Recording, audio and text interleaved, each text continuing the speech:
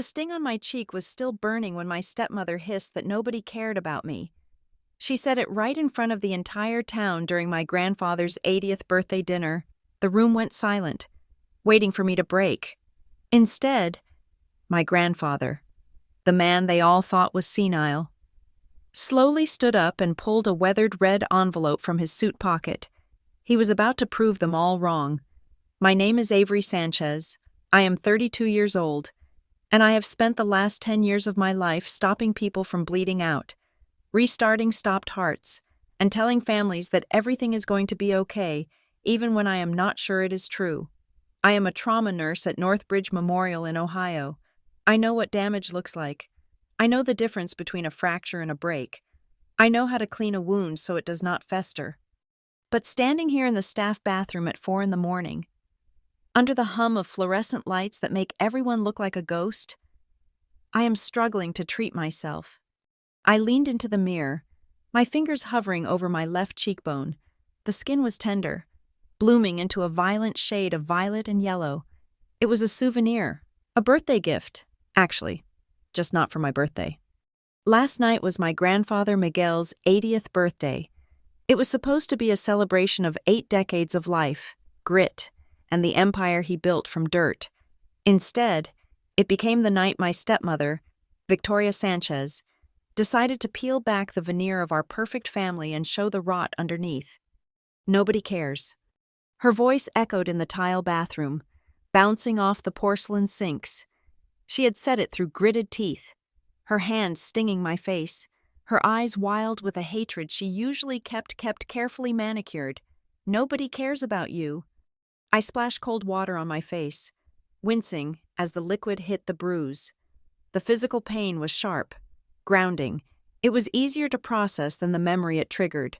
The water dripped from my chin, and for a second, the white tiles of the hospital bathroom dissolved. I was not 32 anymore. I was 16, and the air did not smell like antiseptic and floor wax. It smelled like lemon polish and expensive perfume. I was back in the kitchen of the big house in Maple Ridge. The Sanchez house was the kind of place people slowed down to look at when they drove by. It sat on a hill, manicured and imposing, a testament to my father's success. Daniel Sanchez was the owner of Sanchez Ridge Developments, a man who built subdivisions for the upper middle class. He was handsome in a way that looked good on billboards: silver hair, firm jaw, a smile that said he could be trusted with your life savings. But inside that house, the air was always thin. "Avery, don't just stand there." Victoria's voice cut through the memory. She was sitting at the granite island, flipping through a magazine while I scrubbed the stove. My stepmother was beautiful. That was the first thing you noticed about Victoria. She had come from nothing, a fact she worked tirelessly to bury under layers of silk, cashmere, and social climbing, to the rest of the town. She was the devoted second wife who had stepped in to help raise a motherless child. She was charitable. She was elegant. She was a saint. To me, she was a warden. "I need you to pick up Isabella from dance class in 20 minutes, she said without looking up. "And after that, your father needs the invoices for the Lakeside project filed. The accountant is coming tomorrow, and I do not want him seeing a mess." "I have a history final tomorrow. Victoria," I said. My voice was smaller back then, thinner. "I need to study." Victoria finally looked up. Her eyes were cool, devoid of warmth. "And your father needs his business to run so he can pay for that school you go to. Do not be selfish. Avery, it is unbecoming. We all have to pull our weight, especially you." Especially you. The implication was always there. I was the debt that had not been paid off. I was the reminder of the wife who came before. My father, Daniel, would come home late, smelling of drywall dust and cologne. He would kiss Victoria on the cheek, toss his keys on the counter, and ask if dinner was ready. He never asked about my grades. He never asked why I was still up at midnight, entering numbers into spreadsheets for his company while Victoria watched television in the next room. "Daniel, Avery is struggling with her attitude again," Victoria would say, slicing into her steak. My father would not even look at me. He would just sigh, a sound of profound exhaustion, as if my existence was a complicated zoning law he did not want to deal with. "Fix it, Avery," he would say. "I do not want drama. We have a reputation to uphold." That was the refrain of my teenage years. Reputation. We were the Sanchez family. We were success stories. We were happy. I never got hit. Not back then. Victoria was too smart for bruises. She dealt in erosion. She wore me down with 1,000 tiny cuts. She made me feel that my place in the house was conditional, that I was a guest who had overstayed my welcome. I cooked, I cleaned, I raised my half-sister Isabella while Victoria played the socialite. I was Cinderella, but without the fairy godmother or the mice, just a girl with a calculator and a mop, waiting for a prince who was never coming. Well, that was not entirely true. I did have one person. The scene in my mind shifted. The sterile kitchen faded, replaced by the smell of diesel, wet earth, and old tobacco. Grandpa Miguel. He lived 30 minutes away at Old Cedar Farm. It was a modest place, a remnant of the life he lived before the money, before the development company, before everything got complicated. While my father chased status, Grandpa Miguel chased simpler things. He grew tomatoes that actually tasted like tomatoes. He fixed his own fences. I remember driving out there when I was 17, desperate to escape the suffocation of the big house. "You let them talk to you like you are furniture," Grandpa had said. He was leaning against his old red pickup truck, wiping grease off his hands with a rag. He did not look like the patriarch of a wealthy family. He looked like a man who knew the value of $1 because he had earned every single one with sweat. "It is easier if I just do what they say," I told him, kicking at the gravel. "Easier is not better, my girl," he said. He walked over and placed a heavy hand on my shoulder. His hands were rough, calloused maps of hard work. "You have fire in you. Avery, your mother had it too. Victoria tries to smother it because she is afraid of it. She knows she is just renting her spot in this world. You own your ground." He was the only one who looked at me and saw a person, not an inconvenience. He taught me how to drive that stick-shift truck when my father refused to pay for driving lessons. He taught me that money was a tool, not a god. He taught me that silence was not always weakness, but it could be if you held it too long. Then came the memory of the envelope. I was 18 years old. I had just been accepted into the nursing program at Lakeview College. Victoria had sneered at the acceptance letter, telling me that a Sanchez should aim higher than emptying bedpans, but Grandpa had beamed. I was packing my bags, ready to move into the dorms, ready to finally breathe oxygen that didn't feel recycled. Grandpa had come into my room. He looked older that day, his movements a little slower. He reached into the inside pocket of his tweed jacket and pulled out a thin red envelope. It was not bulky. It looked like it might contain a single card. "Take this," he said, pressing it into my hand. "A birthday card? My birthday is not for 6 months. Grandpa?" "It is not a birthday card," he said seriously. His dark eyes locked onto mine. "Listen to me. Avery, you are going out into the world. You are strong. But sometimes, life has a way of knocking the wind out of you. Sometimes, the people who are supposed to protect you are the ones who push you down." I tried to laugh it off, uncomfortable with the intensity in his voice. "I will be fine. Grandpa, I am just going to college." He did not smile. "If one day you are at the bottom," he said, his voice dropping to a whisper, "if one day you are pushed so low by this family that you think there is no way up, open this, but not before. Do you promise me?" "I promise," I said, mostly just to soothe him. I took the red envelope and shoved it into the bottom of my desk drawer, under a stack of old yearbooks and unmatched socks. I was 18. I was leaving. I thought I was escaping. I did not think I would ever need a rescue plan. I forgot about it before I even zipped my suitcase.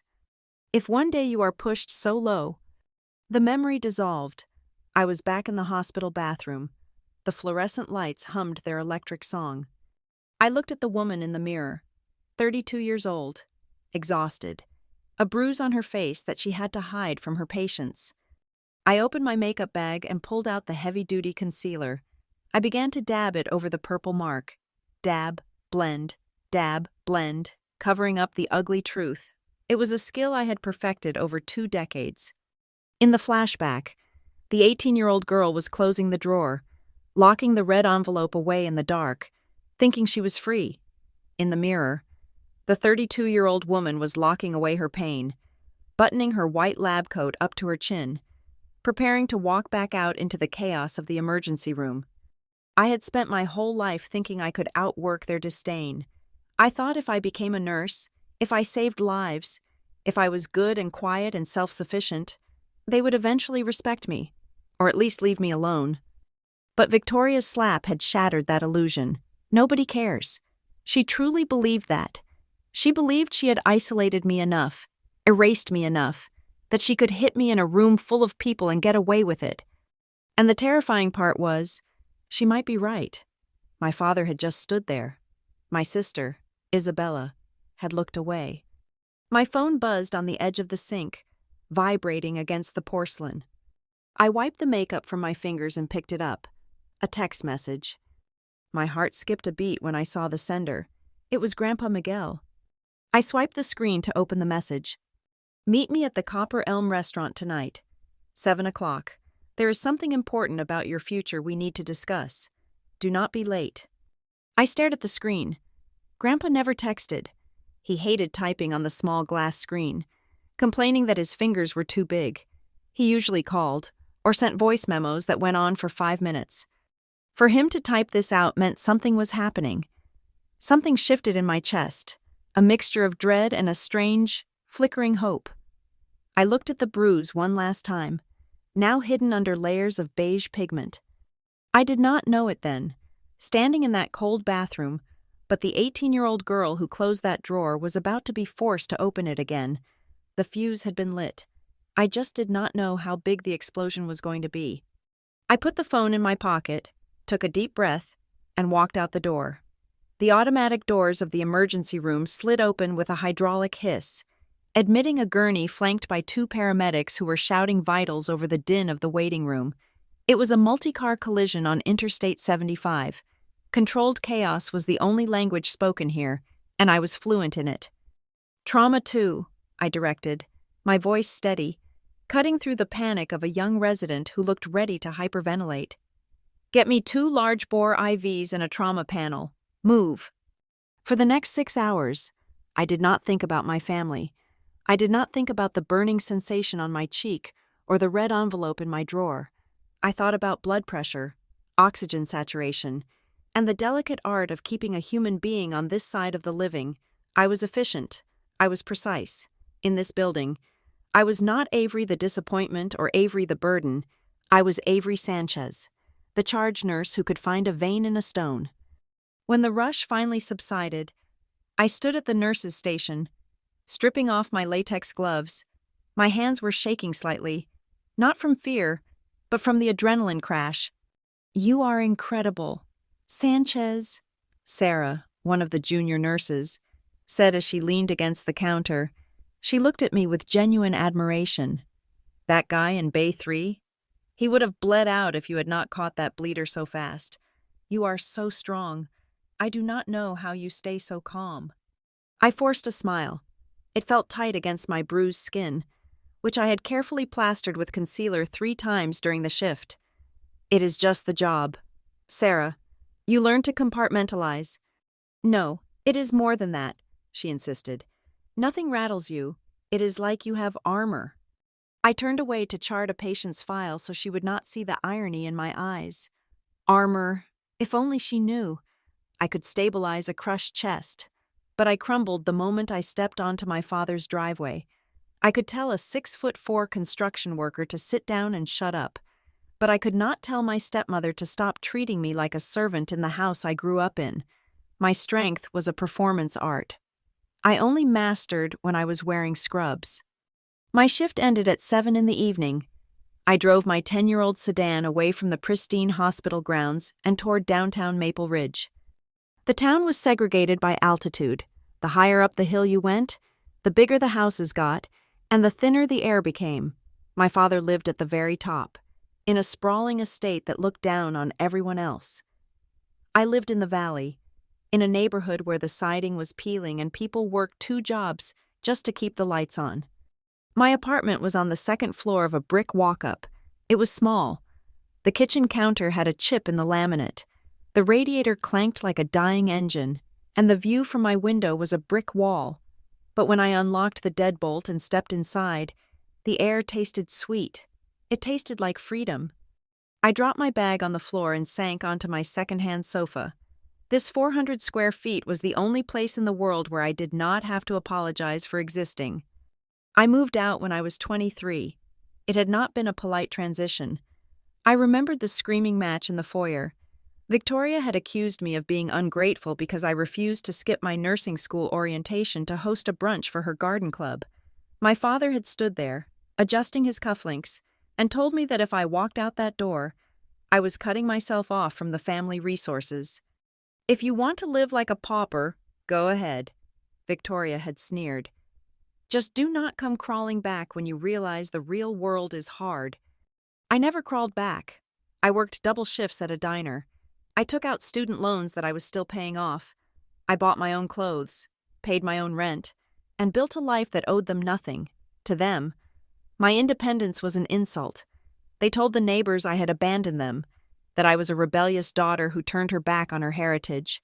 They spun the narrative before I even unpacked my boxes. Yet, I still went back. Not for them, for Grandpa. The thought of him made my chest ache. I pulled my phone out and scrolled through my photos until I found one of him from last summer. He was sitting on his porch at Old Cedar Farm, a half-eaten peach in his hand, laughing at something I had said. Lately, the laughter had become more sporadic. Grandpa Miguel was 80 years old, and the sharp edges of his mind were beginning to blur. Last month, I had found him walking down the shoulder of County Road 9, convinced he was heading to a hardware store that had closed 15 years ago. When I brought him home that day, Victoria did not look worried. She looked calculating. "It is getting dangerous, Daniel," she had said to my father over dinner, acting as if Grandpa was not sitting right there at the table. "He is a liability. We need to simplify his assets before he does something foolish. Power of attorney needs to be finalized." "I am right here, Victoria," Grandpa had said, his voice trembling with a mixture of age and rage. "We are just looking out for you, Miguel," she had replied with that saccharine smile she used when she was lying. My father, as always, had nodded along. Daniel Sanchez was a man who built skyscrapers but lacked the structural integrity to stand up to his wife. To him, I was an embarrassment. My job was blue-collar work that did not contribute to the Sanchez Ridge legacy. "You could have had a corner office, Avery," he told me once when I came over to check Grandpa's blood pressure. "Instead, you are wiping up vomit for minimum wage. I do not understand you. You are making the family look desperate." "I am saving lives, Dad," I had replied. "You are wasting your potential," was his only response. Then there was Isabella. My phone pinged with a notification from Instagram. Izzy Sanchez just posted a photo. I tapped on it. It was a selfie of my 19-year-old half-sister. She was posing in front of a mirror in the family mansion, wearing a designer dress that cost more than my car. The caption read, "Ready for Grandpa's big 8-0. Family first, always. Heart emoji." Izzy was the golden child, the miracle baby. Victoria treated her like a porcelain doll that needed to be displayed in the finest cabinet. She had never scrubbed a toilet. She had never worried about tuition. She had never been looked at with anything other than adoration. I wanted to hate her. God knows it would have been easier. But Izzy was not malicious. She was just oblivious.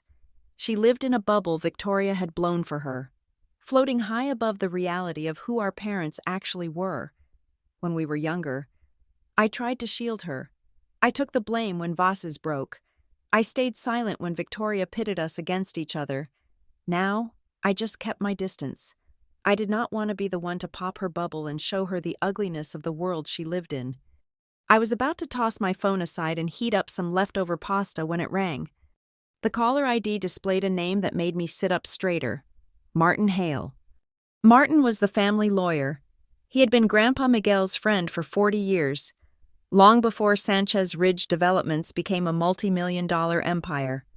He was a good man, perhaps the only other honest man in my father's orbit, but he usually only called for formalities. "Hello, Mr. Hale," I answered. "Avery." His voice was gravelly and warm, but there was an undercurrent of tension I had never heard before. "I am sorry to disturb you after your shift. I know you must be tired." "It is fine. Is Grandpa okay? Did he wander off again?" Panic flared in my throat. "He is physically fine," Martin assured me quickly. "But he asked me to call you regarding the dinner tonight." "The birthday dinner," I said, unable to keep the bitterness out of my voice. "I am getting ready, though I am sure Victoria would prefer I catch the flu and stay home." "That is exactly why I am calling," Martin said. He paused, and I could hear the rustle of papers on his end. "Miguel was very specific. He knows you and Victoria had words yesterday. He knows you are hesitant to come." Hesitant was an understatement. I was terrified of losing my temper. "Avery," Martin continued, his tone dropping an octave, becoming serious and almost conspiratorial. "Your grandfather insisted that I tell you this personally. He wants you there. He said it is critical that you are present at the Copper Elm tonight, not just for the cake, for the witness." "Witness? Witness what?" "He did not say, but he made me promise I would get you to that table. He said, 'Tell Avery to wear her head high, and tell her the game changes tonight.'" A chill went down my spine, colder than the draft from my window. Grandpa Miguel played chess, but he never played games with people's lives. If he was talking like this, something massive was shifting in the bedrock of the family. Is he lucid, Martin? You know he has been having bad days." "He is sharper today than I have seen him in 10 years, Martin replied. "Be there, Avery, 7 o'clock sharp, and do not let them intimidate you." The line went dead. I sat in my silent apartment, the phone warm in my hand, my stomach twisted. This was not just a birthday party. Victoria had been pushing for the asset transfer. Dad was desperate to keep up appearances. And Grandpa? Grandpa was planning something. I stood up and walked to the small closet where I kept my one nice dress. It was 3 years old, navy blue, simple. It was not a designer piece like Izzy would be wearing, but it was dignified. I thought about the bruise on my cheek. I thought about the concealer. I thought about the red envelope buried in the drawer of my childhood desk, the one I had left behind years ago. If one day you are pushed so low. I stripped off my scrubs. I was going to the Copper Elm. I did not know if I was walking into a celebration or an execution, but for Grandpa Miguel, I would walk through fire. As I stood in front of the mirror in my small apartment, fastening the clasp of my necklace, the cold metal against my skin brought back a memory so vivid it nearly knocked the wind out of me. It was the memory of another cold day, 20 years ago. I was 12 years old, the day my mother was buried. The sky was the color of a bruised plum. The air in the cemetery was frigid, biting through my black wool coat. I remember looking at my father, Daniel. He was standing by the grave, accepting condolences with the same firm handshake and practiced nod he used when closing a construction deal. He looked impeccable. He looked professional. He did not look like a man whose world had just ended. The only warmth in that entire graveyard came from the hand gripping mine. Grandpa Miguel sat on a folding chair next to me, his knuckles white as he held on to me. He did not say a word. He just acted as an anchor, keeping me from floating away into the gray mist. There was no abuse in my childhood, no raised fists or drunken rampages. The violence of my upbringing was quieter. It was the violence of indifference. It was the cold silence of a father who did not know how to look at his daughter without seeing the wife he had lost, so he chose not to look at all. 6 months later, Victoria arrived. She did not storm into our lives. She seeped in, like damp into drywall. First, she was just the new project assistant at Sanchez Ridge Developments. Then she was the woman organizing my father's schedule. Then she was the one picking out the curtains for the dining room. By the time I was 13, she was my stepmother. On paper, she was the perfect replacement. She was efficient, charming to the neighbors, and immaculately groomed. But behind closed doors, she began the slow, surgical removal of everything that made me Avery. It started with small things. We think it is best you switch schools. Avery, that public school does not have the right network for a Sanchez. Those friends of yours are a distraction. Avery, you should spend more time focusing on your etiquette. She used soft power, a velvet stranglehold that cut me off from my aunts, my cousins, and eventually, my own voice. She rewrote the narrative of our household until I was no longer the grieving daughter, but the difficult project that needed managing. I remember the day I received my acceptance letter to the nursing program at Lakeview College. I was 18. I had run into the kitchen, the envelope shaking in my hands, desperate for just one moment of validation. "I got in," I had said, breathless. "I am going to be a nurse." My father was reading the Wall Street Journal. He did not lower the paper. Victoria was arranging lilies in a vase. She paused, snipped a stem with a sharp click of her shears, and looked at me with a pitying smile. "Oh, Avery," she said, her voice dripping with faux concern.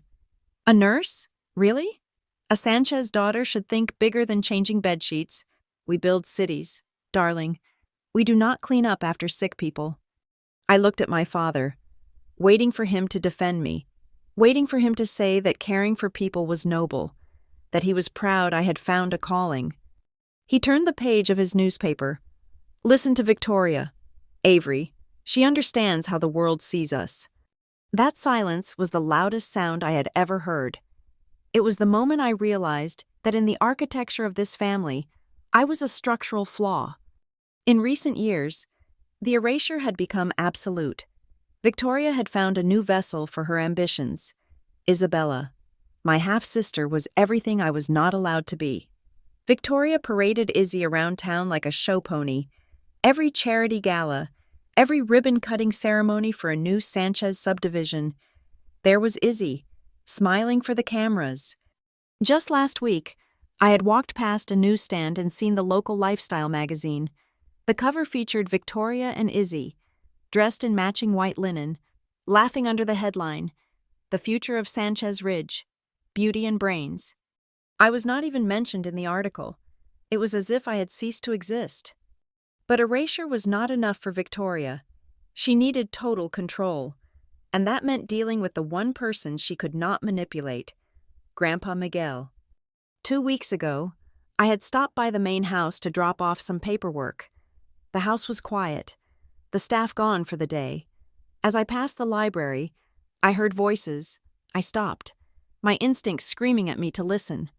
"He is slipping. Daniel, it is undeniable." That was Victoria's voice, sharp and urgent. "He is just old. Vic, he has good days and bad days," my father replied, sounding tired.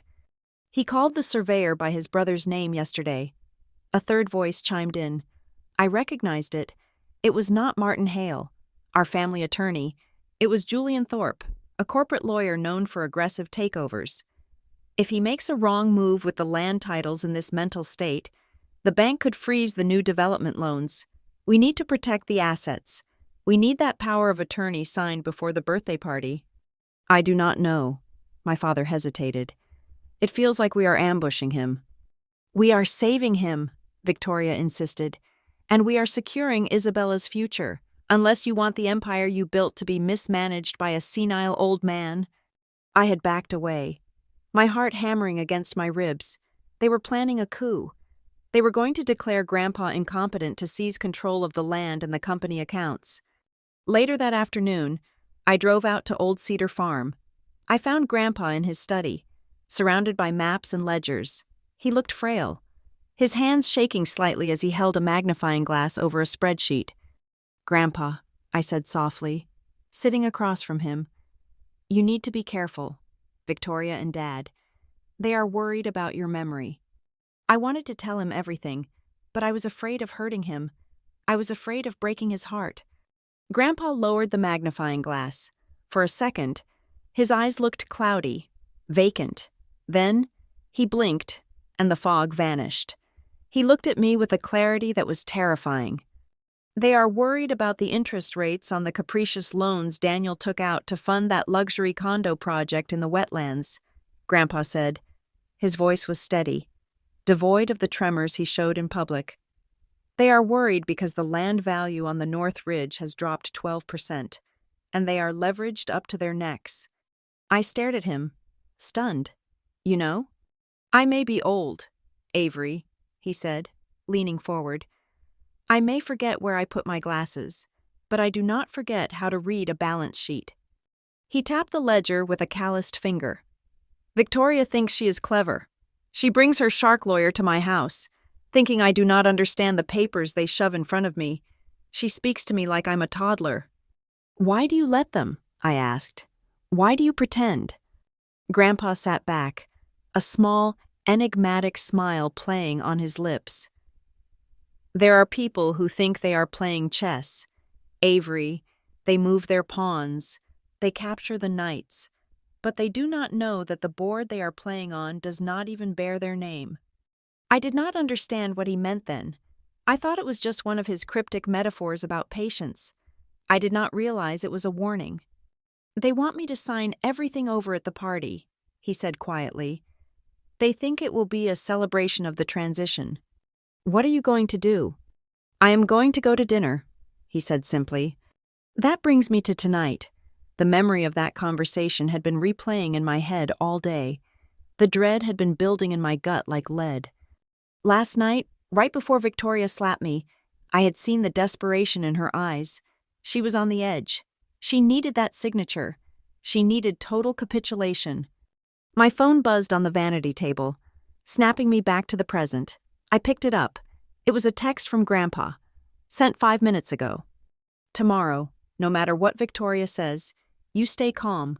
Remember, you are not alone. And Avery, wear the blue dress. I stared at the screen, the blue dress, the one I was wearing right now. He knew. The air in my apartment felt charged with electricity. This was not just a birthday dinner. This was a battlefield. Victoria thought she was walking into a coronation. My father thought he was walking into a retirement party. But Grandpa Miguel? He was walking into a war he had already won. I grabbed my purse and looked at myself in the mirror one last time. The bruise was hidden. The fear was pushed down. I was the daughter of the woman who died too young. I was the granddaughter of the man who built a mountain from dust. I turned off the lights and walked out into the night. It was time to go to the Copper Elm. It was time to see who was actually playing chess. The valet at the Copper Elm looked at my 10-year-old sedan with a mixture of confusion and pity. It was a rust-spotted island in a sea of sleek black Mercedes and polished Land Rovers. I handed him the keys, muttering a thank you that he barely acknowledged before he turned his attention to a Porsche pulling up behind me. I stood on the sidewalk for a moment, smoothing down the fabric of my navy blue dress. It was a simple sheath dress I had bought on sale 3 years ago. It was clean, it fit well, and it was respectable. But against the backdrop of limestone columns and gas lantern lighting of the town's most exclusive restaurant, it felt like a costume made of rags. I touched the pearl necklace at my throat, the one thing I owned that had belonged to my mother, and took a deep breath. I am not here for the food. I told myself, I am not here for the approval. I am here for Grandpa. The moment I stepped through the heavy mahogany doors, the wall of sound hit me. It was the specific, low-frequency hum of wealth, clinking crystal, polite laughter, and the murmur of deals being struck over hors d'oeuvres. The ballroom was bathed in amber light. Round tables were draped in heavy gold satin, and the centerpieces were towering arrangements of white orchids that probably cost more than my monthly rent. I scanned the room. It was packed. Half the town seemed to be here. There were the local politicians my father donated to, the subcontractors who built his houses, the journalists from the Maple Ridge Gazette, who always wrote glowing profiles about the Sanchez Empire. And then I saw the screen. On the far wall, a massive projector was cycling through a slideshow titled The Sanchez Legacy, 80 Years of Strength. I froze. I watched as the images cross-faded. There was my father, Daniel, Wearing a hard hat and pointing at a blueprint, there was Victoria, looking benevolent at a charity gala. There was Isabella, holding a trophy from a tennis tournament she had barely participated in. There was a family portrait taken last Christmas in Aspen. Daniel, Victoria, and Izzy in matching red sweaters, smiling in the snow. I waited. I watched the loop restart. I was not there. There were no photos of the girl who did the bookkeeping at 16. No photos of the daughter who graduated nursing school. Not even a photo of me as a baby. It was as if Daniel Sanchez had sprung fully formed into a second marriage, and I had been retroactively edited out of existence. "Avery, you made it!" The voice was cool and sickly sweet. I turned to see Victoria gliding toward me. She looked like a queen, or perhaps a shark wrapped in sequins. Her dress was a floor-length silver gown that caught every flicker of light in the room. Her hair was piled high, not a strand out of place, and her smile did not reach her eyes. "Hello, Victoria," I said, keeping my hands clasped in front of me to stop them from balling into fists. She scanned me from head to toe, her gaze lingering on my sensible heels. "Quaint?" she said. Then she turned to the couple standing next to her, the mayor and his wife. "You remember Avery, do you not?" Victoria said, placing a hand on my shoulder that felt heavy and possessive. "Daniel's eldest. She is a nurse over at Northbridge. We rarely see her. She is always so busy with her shifts." She said the word shifts like it was a synonym for felonies. "Noble work," the mayor said, looking bored. "Yes, well," Victoria breezed past it. "And have you seen Isabella? She is around here somewhere. We are so proud. She is taking such an interest in the company lately, a real future CEO in the making." She guided the mayor away before I could respond, leaving me standing alone by a table of cold shrimp. I was a prop. I was the troubled daughter used to highlight how perfect the golden daughter was. The room darkened slightly, and a spotlight hit the small stage at the front. My father walked up to the microphone. He looked dashing in his tuxedo, the very image of the successful patriarch. "Good evening, everyone," Daniel's voice boomed, practiced and smooth. "Thank you for joining us to celebrate my father, Miguel Sanchez, 80 years. Applause rippled through the room. "When I look at this company," Daniel continued, gesturing to the banner behind him, "I see a legacy of unity. I see a family that stands together. We built Sanchez Ridge Developments on the principles of trust and shared vision. It has not always been easy, but we have always held the line." I felt bile rise in my throat. Unity? He was talking about a company built on Grandpa's back, on the sweat of 12-hour days laying brick and pouring concrete. Daniel had inherited a foundation. He had not poured it. Yet here he was, spinning a story where the struggle was collective and the glory was his. He did not mention the early days. He did not mention the dirt under Grandpa's fingernails. He made it sound like the company had just materialized out of good intentions. "And now," Daniel announced, sweeping his arm toward the double doors at the back, "the man of the hour, my father, Miguel Sanchez."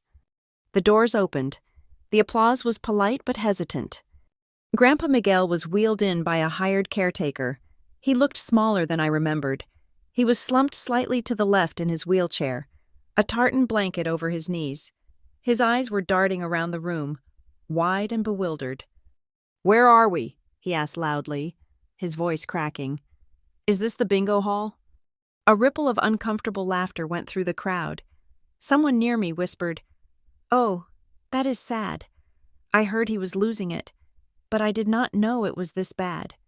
Victoria, standing near the stage, offered a sympathetic, tragic smile to the room, performing the role of the burdened caregiver perfectly. "It is okay, Miguel," she cooed, loud enough for everyone to hear. "It is your birthday." "Birthday?" Grandpa blinked. "I thought it was Tuesday." My heart broke. Had he deteriorated this much since his text message yesterday?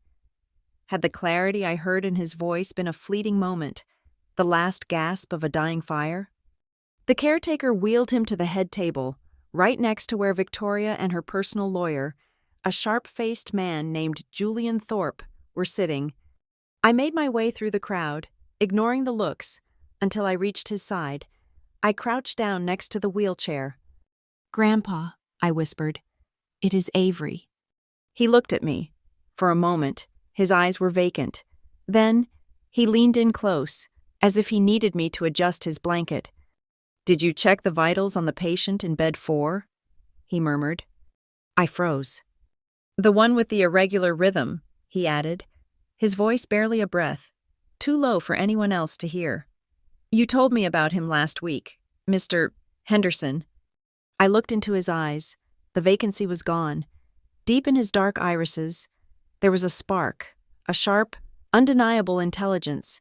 He was not confused. He was acting. "He is stable," I whispered back, a shiver running down my arms. "Good," Grandpa said. Then, loudly, he shouted, "I do not want soup. I want cake." Victoria rushed over, patting his shoulder with condescending force. "Soon, Miguel, soon, Avery, please do not agitate him. He has had a long day." She turned her back on me and leaned toward Julian Thorpe. I watched. My senses heightened. Victoria slid a thick manila folder across the tablecloth toward the lawyer. It was subtle, masked by the movement of a waiter pouring wine, but I saw it. "He needs to sign the restructuring agreement tonight," I heard Victoria hiss under her breath. "While there are witnesses to say he was present, but before he says anything crazy on the microphone, Martin is trying to stall." Martin Hale, our family lawyer and Grandpa's friend, was sitting on the other side of the table. He looked pale. He was wiping sweat from his forehead with a handkerchief, his eyes darting between Grandpa and the document Victoria was pushing. "Hey guys, we are live!" A bright light blinded me. I blinked and saw Isabella holding her phone up on a selfie stick. She was beaming, her face filtered to perfection on the screen. "We are here at the Big 80, Izzy chirped to her followers. "Look at Grandpa, so cute." She panned the camera to Grandpa, who was staring blankly at a bread roll, and Mom and Dad looking stunning as always. She pulled Victoria and Daniel into the frame. They immediately switched on their camera-ready smiles. "Happy birthday, Dad," Daniel said to the phone, placing a hand on the wheelchair. "Family is everything," Victoria added, blowing a kiss to the lens. I stood just outside the frame, in the shadows. Izzy did not pull me in. She did not even seem to notice I was there. I was the ghost at the feast. But as I watched them preen for the internet, I realized something. They were so focused on the image, on the projection of power, that they were not looking at the reality. They were not looking at the man in the wheelchair. They saw an invalid. I saw a tiger waiting in the tall grass. Grandpa reached out and grabbed a glass of water. His hand shook violently, spilling a little on the tablecloth. Victoria rolled her eyes, a micro-expression of annoyance that vanished as quickly as it appeared. "Careful, Miguel," she said. "Maybe we should handle the paperwork before you spill anything else. Just some formalities, to make sure the trust is secure for the girls." For the girls, she meant for herself. Martin Hale stood up. His chair scraped loudly against the floor. "Victoria, I really think we should wait." "Nonsense," Victoria cut him off. "Miguel wants it done. Do you not? Miguel? He wants to retire in peace." She uncapped a heavy fountain pen and tried to press it into Grandpa's hand. Suddenly, the music cut out. The feedback of a microphone whined through the speakers, making everyone wince. The master of ceremonies, a local radio host hired for the night, stepped back onto the stage. "Ladies and gentlemen," he announced, his voice echoing in the sudden silence.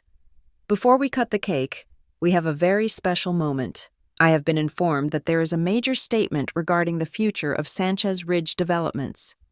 The room went quiet. The air grew thick with anticipation. "Could I please invite Mr. Daniel Sanchez, Mrs. Victoria Sanchez, and Mr. Miguel Sanchez to the stage?" Victoria froze. She looked at Daniel. This was not on her schedule. I saw the panic flicker in her eyes. She had wanted the papers signed quietly at the table, not a public spectacle. "Did you organize this?" she whispered to Daniel. I thought you did, Daniel whispered back, looking confused. I have an announcement, Grandpa said. His voice was not the weak, crackling sound from before. It was projected, loud enough to carry to the nearby tables without a microphone. He gripped the wheels of his chair. Avery, he said. He did not look at me, but I knew he was speaking to me. Push me up there. Victoria stepped forward. I will take him. No, Grandpa said. He slapped her hand away. It was a light slap, but the rejection was absolute. Avery takes me, the guests murmured. Victoria's smile faltered, the mask slipping for a fraction of a second. She took a step back, her eyes narrowing into slits of pure venom. I stepped forward. My hands found the rubber handles of the wheelchair. They were warm. Ready, Grandpa? I asked softly. Drive, kid, he replied. I pushed him through the crowd. The sea of tuxedos and gowns parted for us. I could feel the eyes on my back. Judgmental, curious, dismissive. But as we approached the stage, I looked over at Martin Hale. The lawyer was not wiping his brow anymore. He was standing straight, clutching his briefcase against his chest like a shield. He looked at me, and for the first time all night, he didn't look anxious. He looked like a man who was about to watch a building implode. I wheeled Grandpa up the ramp and positioned him center stage, next to Daniel and Victoria. The lights were blinding. I started to step back, to retreat into the shadows where I belonged. But Grandpa's hand shot out and clamped onto my wrist. His grip was iron. Stay, he commanded. So I stood there, in my cheap blue dress, with my bruised face covered in makeup, standing next to the glittering lies of my family. I looked out at the audience, at the camera phones raised to record the legacy, and I knew, with a terrifying certainty, that the slideshow was about to get a very different ending. The spotlight was hotter than I expected.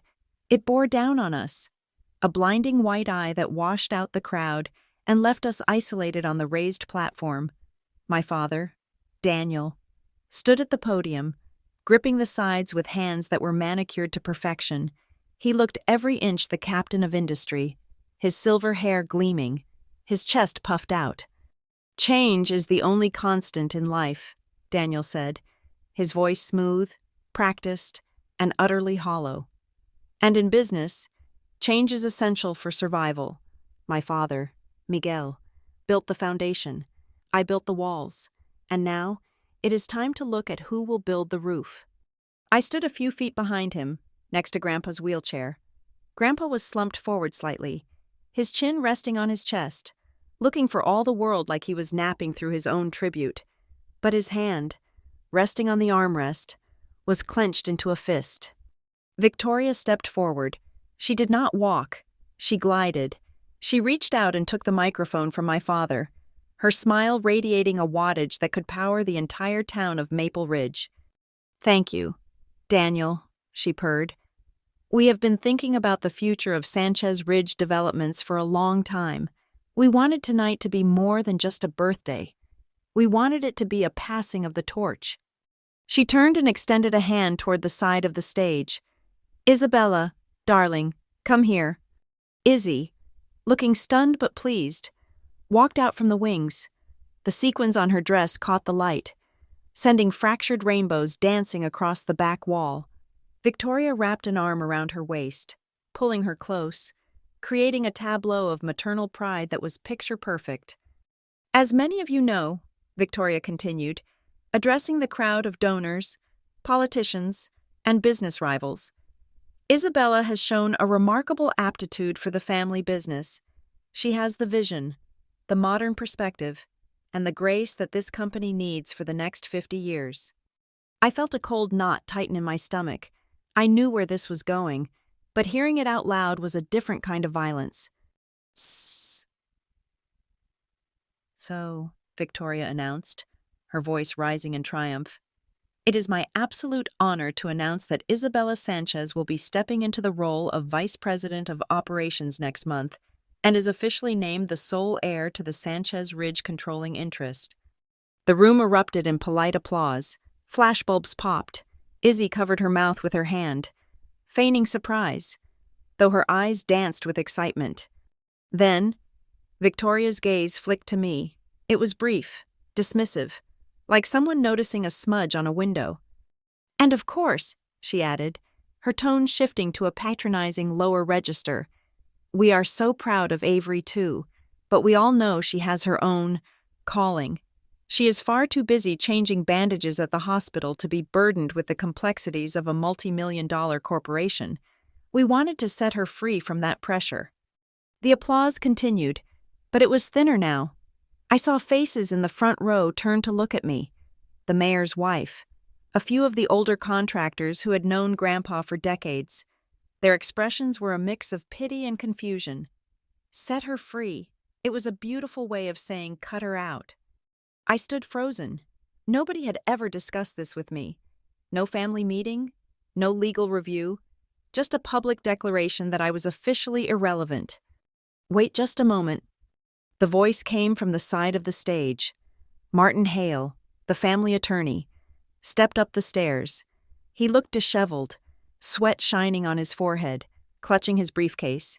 He did not have a microphone, but the acoustics of the room carried his voice. "Victoria, Daniel," Martin said, breathless. "This announcement is premature. The paperwork for the transfer has not been finalized. The grandfather clause in the original trust." Victoria cut him off instantly. She laughed, a high, tinkling sound that set my teeth on edge. She moved the microphone away from her mouth, but not far enough. "Martin," she hissed, her smile fixed and rigid. "Do not be tedious. We are celebrating. Sit down." "But the medical power of attorney is still under review," Martin insisted, stepping closer. "And Mr. Sanchez has not signed the amendment regarding the Avery Grace Trust." At the mention of my name, Victoria's face hardened. She turned her back on the audience, effectively blocking Martin from view, and glared at him with such ferocity that he actually took a step back. "We will discuss the boring details on Monday," she said, her voice dropping to a venomous whisper. "Do not ruin the mood, or you will be looking for a new firm by Tuesday morning." She spun back to the crowd, beaming. "Lawyers, always worrying about the fine print, right? Let us give a round of applause for my husband and my beautiful daughter." The music swelled, a triumphant orchestral piece that drowned out any further protest. The curtain began to close. As soon as we were out of sight of the audience, the smile dropped from Victoria's face like a stone. "You," she pointed a sharp, manicured finger at me. "Come with me." She did not wait for an answer. She grabbed my upper arm.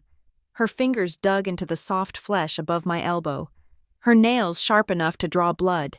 She dragged me away from the wings, past the confused stagehands, and shoved me through a heavy fire door into the service corridor behind the kitchen. The hallway was narrow, smelling of stale grease and industrial lemon cleaner. The muffled sound of the party thumped through the walls. Victoria released me with a shove that sent me stumbling against a stack of plastic crates.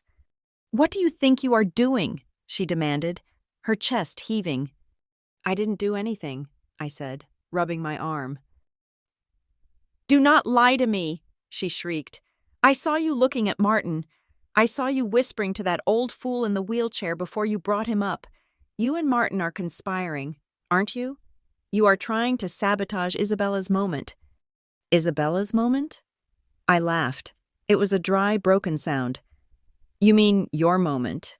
Victoria, Izzy doesn't even know what a balance sheet looks like. You are using her." Victoria stepped closer, invading my personal space. The smell of her expensive perfume was suffocating. "I am securing this family's future, something you would know nothing about, seeing as you have spent the last 10 years playing martyr in that disgusting hospital." "I work for a living," I said, my voice shaking but gaining volume. "I save lives. That is real work, not this theater you put on. You erased me.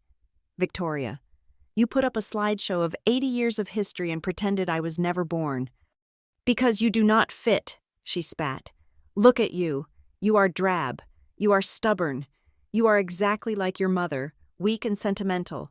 You are a stain on this brand. Avery, we are trying to build an empire, and you are just dead weight."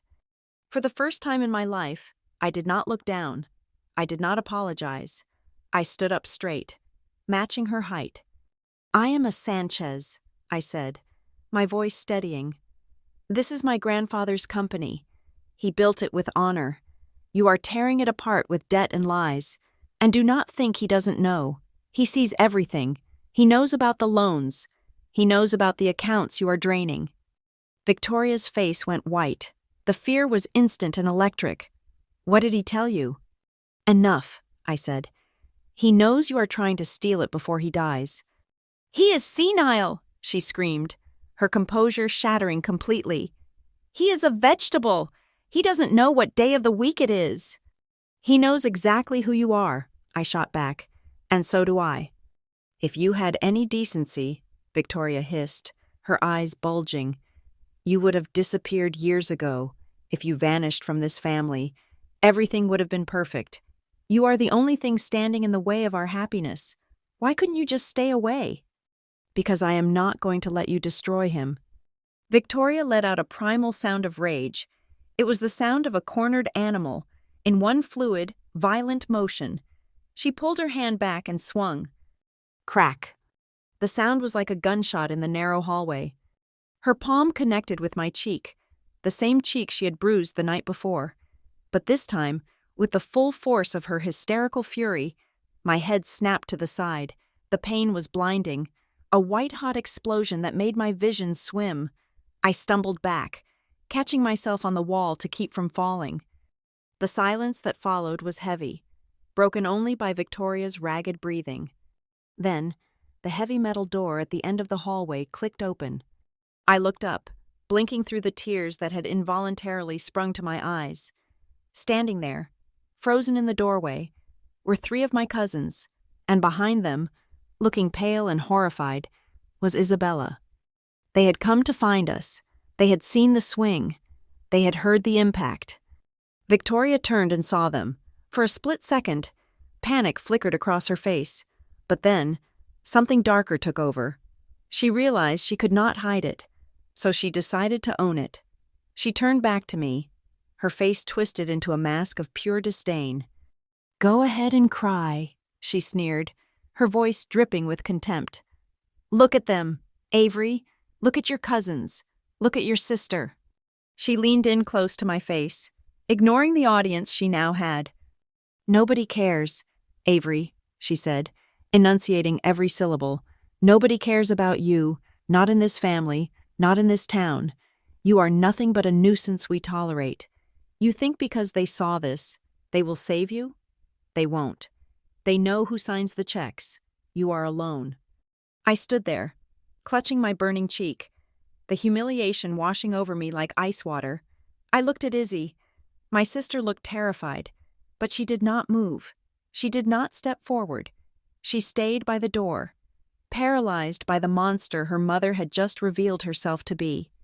Victoria straightened her dress, smoothed her hair, and prepared to walk out past the witnesses as if nothing had happened. "Nobody cares," she repeated, turning on her heel. "I care." The voice was gravel and iron. It came from the shadows at the far end of the corridor, behind where I was standing. Victoria froze. Her back went rigid. I turned slowly, my hand still covering the welt on my face. There, sitting in his wheelchair in the dim light, was Grandpa Miguel. He was not slumped over. He was sitting bolt upright. His hands were gripping the armrests, and his eyes, those dark, fierce eyes that had seen 80 years of hardship and triumph, were locked onto Victoria with the intensity of a sniper scope. He had wheeled himself silently down the service ramp. He had been there the whole time. He did not look senile. He looked like a judge who had just heard the final piece of evidence in a capital murder trial. Victoria slowly turned around to face him. Her mouth opened, but no sound came out. The arrogance drained out of her, replaced by a dawn of absolute terror. Grandpa did not shout. He did not scream. He simply reached into the inside pocket of his tuxedo jacket and pulled out a thick red envelope. He held it up in the dim light. "You said nobody cares," Grandpa said, his voice low and dangerous. "You are wrong. Victoria, I care, and I think it is time we talked about who really signs the checks. Victoria's hand was still hovering in the air, the echo of the slap lingering in the narrow corridor like the hum of a struck bell. When she turned and saw Grandpa Miguel sitting there, her face went through a kaleidoscope of expressions. First, there was shock, then pure terror, and finally, like a reflex she could not control, the plastic mask of the socialite snapped back into place. "Oh, Miguel!" She let out a breathless, high-pitched laugh that sounded like glass breaking. She smoothed the front of her dress, her chest heaving. You gave us quite a fright. We were just having a girl-to-girl talk. Emotions are running so high tonight. You know how it is." She took a step toward him, her hand reaching out to pat his shoulder, the way one would comfort a confused child. "Let us get you back to the party. You must be exhausted. You are confused." Grandpa did not blink. He did not flinch. He just sat there, his hands resting calmly on the wheels of his chair, looking at her with eyes that were as cold and hard as the granite bedrock he used to excavate. "Do not touch me," he said. It was not a shout. It was barely a whisper, but the authority in his voice was so absolute that Victoria froze mid-step. Her hand dropped to her side. Isabella, standing by the door, made a small, whimpering sound. She looked from her mother to me, and then to Grandpa. For the first time in her life, the filter was off. She was seeing the scene without the soft lighting of her Instagram feed, and I could see the dawning realization in her eyes that something here was fundamentally broken. Martin Hale stepped out from the shadows behind Grandpa. He adjusted his glasses, his face grim but resolute. He walked past Victoria without looking at her and stopped beside the wheelchair. "Is it time, Mr. Sanchez?" Martin asked softly. Victoria frowned, her brow furrowing. "Time? Time for what?" "Martin, if you are encouraging his delusions—" "Get everyone into the founder's room." Grandpa interrupted her. His voice was steady, stripping away the fragility he had worn like a costume all evening. "Now, Daniel, Victoria, Isabella, Avery, and get my sister, Rosa, and her husband, nobody else. Dad, we have guests." My father, Daniel, stammered, stepping forward from where he had been cowering near the exit. "The mayor is waiting for the cake cutting. We cannot just—" "You will do exactly as I say, Daniel," Grandpa said, "unless you want me to take this microphone and finish the story you started telling on that stage." The threat hung heavy in the air. My father swallowed hard, his Adam's apple bobbing. He looked at Victoria, waiting for a command, but she was staring at Grandpa, her eyes wide, trying to calculate the variables of a game she suddenly realized she was losing. 5 minutes later, we were in the founder's room. It was a private dining area at the back of the copper elm, lined with dark oak paneling and heavy velvet curtains that shut out the noise of the party. It felt less like a dining room and more like a judge's chambers. Grandpa wheeled himself to the head of the long mahogany table. He motioned for Martin to sit on his right. He pointed to the chairs on the opposite side. "Sit," he commanded. Victoria sat, her posture rigid. Daniel collapsed into the chair next to her, loosening his bow tie as if he could not breathe. Izzy sat at the far end, looking small and terrified. I remained standing near the door, clutching my stinging cheek, unsure if I belonged at the table or if I was just the bailiff. "Sit down, Avery," Grandpa said gently, "next to me." I walked over and took the seat on his left. Victoria cleared her throat. She was trying to regain her footing. "Look, Miguel, I know you are upset. Maybe we pushed too hard with the announcement, but we can smooth this over. Julian has the papers right here, and if we just sign them, we can go back out there and—" "Be quiet," Grandpa said. He did not raise his voice. He simply cut the air with his hand. Then, he turned to Martin. "Open the file." Martin placed a thick leather folder on the table. Grandpa reached out and put on a pair of reading glasses I had not seen him use in years. He looked down at the documents, and when he looked up, The fog of age was completely gone. In its place was the sharp, razor-edged intellect of the man who had built a construction empire from a single pickup truck. "You have spent the last 3 years telling everyone I am losing my mind," Grandpa began, looking directly at Daniel. "You tell the board members I am forgetful. You tell the investors I am confused. You tell my granddaughter," he gestured to me, "that I am a burden." "Dad, Daniel started. "October 14th, 1974, Grandpa said clearly. The room went silent. "That was the day I incorporated Sanchez Ridge," Grandpa continued. "I had $5,000 in the bank and a pregnant wife. I bought the first 40 acres of land on the west side of the river for $12,000, with a loan from the credit union that I paid off in 3 years. He turned his gaze to Victoria. "You think I do not know numbers. Victoria, let us talk about numbers. Let us talk about the Avery Grace Trust." Victoria's face drained of all color. "The what?" "You did not know about that one, did you?" Grandpa said, a dry, humorless smile touching his lips. "You looked for the family trust. You looked for the operating accounts. But you never looked for the irrevocable trust I established 12 days after Avery's mother died." I gasped. I looked at Grandpa, but he kept his eyes on Victoria. "When my first daughter-in-law passed," Grandpa said, his voice softening for a split second before hardening again, "I knew Daniel was weak. I knew he would be easily led, so I took 51% of the voting shares of Sanchez Ridge Developments, and I placed them in a trust. The beneficiary is not Daniel, it is not Isabella, and it certainly is not you, Victoria." Victoria gripped the edge of the table so hard her knuckles turned white. "That is impossible. Daniel said he owns the controlling interest. He showed me the papers." "He showed you the papers he has," Grandpa said. "Not the papers I have. Daniel votes those shares by proxy, renewed annually, a proxy I can revoke at any second, a proxy I am revoking tonight." Victoria turned to Daniel. "You lied to me?" she hissed. I thought it was just a formality," Daniel whispered, looking down at his hands. "Dad always let me handle it." "I let you handle it as long as you acted with integrity," Grandpa said. "But then you let this woman turn my company into a piggy bank for her vanity." Grandpa picked up a sheet of paper from Martin's file. "Let us review the last 6 months, shall we?" Grandpa said, his tone conversational but deadly. "On March 3rd, you took out a second mortgage on the Lakeview property, $2.5 million. You told the bank it was for infrastructure improvements on the new subdivision." He looked at Victoria over the rim of his glasses. "But there have been no improvements, no pipes laid, no roads paved. Strange, so I followed the money.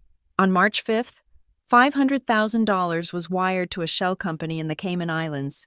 On March 10th, another $300,000 went to a luxury interior design firm in Milan. The same week you and Izzy went on your fashion tour of Europe." Izzy made a choking sound. "Mom, you said Dad paid for that trip with his bonus." Victoria did not look at her daughter. She was staring at Grandpa with a mixture of hatred and awe. She realized she had made a fatal error. She had assumed the old man in the farmhouse was just counting chickens, while he was actually auditing her life. "And then there was 2 weeks ago," Grandpa went on, relentless. "The attempt to force the power of attorney. You brought your shark lawyer to my house. You tried to confuse me. You tried to tell me I had already agreed to it." He leaned forward. "I may forget where I left my keys sometimes, Victoria, but I never forget a thief when I see one." "It is not stealing," Victoria shrieked, her composure finally snapping. "I am the wife. I am the one holding this social standing together. Do you have any idea what it costs to maintain this image? To keep investors happy? Daniel is incompetent. If I did not spend that money to keep up appearances, this whole company would have folded years ago." "So you decided to loot the ship before it sank?" Grandpa asked quietly. "I was diversifying," she spat. "You were preparing to leave," Grandpa corrected her. "I saw the transfer requests. I saw the emails to the real estate agents in Florida. You were going to strip the company of its liquid assets. dump the debt on Daniel and the girls, and disappear to Boca Raton. I sat there, stunned. The bruise on my face was throbbing, but the pain in my chest was worse. I looked at my father. He was staring at his wife as if he was seeing a stranger. "You were leaving?" Daniel asked, his voice breaking. "Vic, you said we were building a legacy." "Oh, grow up, Daniel," Victoria snapped, not even bothering to look at him. "There is no legacy. There is just debt, and your father's dusty old reputation." Grandpa sighed. It was a long, heavy sound that seemed to carry the weight of 20 years of disappointment. "You are right about one thing, Victoria," Grandpa said. "Daniel is weak." He turned to his son. "You let her do this, Daniel. You let her drive a wedge between you and your own blood. You let her treat Avery like a servant in her own home. You let her define what this family means. You traded your dignity for a quiet life, and now you have neither." Daniel put his head in his hands. "I am done playing the fool," Grandpa said, closing the file with a finality that echoed in the room. "And I am done watching you destroy what I built." He looked around the table. "Get out," he said. "What?" Victoria blinked. "Get out of this room. Get out of this party. Go home and wait for the police to contact you regarding the fraud investigation." "Police?" Victoria stood up, her chair screeching against the floor. "You wouldn't dare. I am a Sanchez." "Not for long," Grandpa said. "Now get out, all of you." He paused, and his eyes softened as they landed on me. "Except Avery," he said, "and Martin, the rest of you. Leave. I need to speak to the only person in this room who understands what it means to hold a hand when the lights go out." Victoria looked like she wanted to lunge across the table, but the look on Martin's face, and the implication of the police, held her back. She grabbed her clutch, shot a look of pure venom at me, and marched out the door. Izzy followed, sobbing quietly.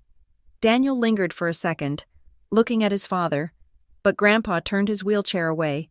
Daniel walked out, closing the door behind him. The silence that descended on the room was thick and heavy. Grandpa took a deep breath, his shoulders sagging slightly now that the performance was over. He reached into his pocket and pulled out the red envelope again. He placed it on the table between us. "Now," he said, looking at me with tired, loving eyes, "let us talk about the truth." The heavy oak door clicked shut, sealing the three of us inside the founder's room. The silence that followed was absolute.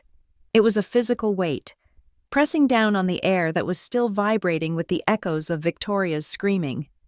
The party outside was just a muffled thrum now, a distant bass line of a world that felt a million miles away. Inside, under the dim amber sconces, the atmosphere shifted. The sharp, terrifying prosecutor, who had just evicted my family from the room, vanished. In his place sat an 80-year-old man who looked suddenly very tired, his shoulders slumping under the weight of a tuxedo that hung a little too loosely on his frame. Grandpa Miguel looked at me. His eyes were wet. "Come here, mija," he said softly. I walked over and knelt beside his wheelchair, just as I had done 1,000 times as a child. He reached out and touched the side of my face, his thumb grazing the angry red welt where Victoria had struck me. His hand trembled, not from age, but from a suppressed rage that terrified me more than his shouting ever could. "I should have stopped her sooner," he whispered, his voice cracking. "I should have stopped her before she ever laid a hand on you." Martin Hale cleared his throat. He was standing by the window, looking out at the parking lot, giving us a moment of privacy. "The police are on standby. Miguel, we just need to give the signal." "Not yet," Grandpa said. Straightening up, he turned his attention to the table. He reached into the inside pocket of his jacket again. I expected him to pull out a handkerchief. Instead, he withdrew a red envelope. But it was not the one I remembered. When I was 18, he had given me a thin, crisp envelope. This one was different. It was thick, bulging with documents. The paper was worn at the corners.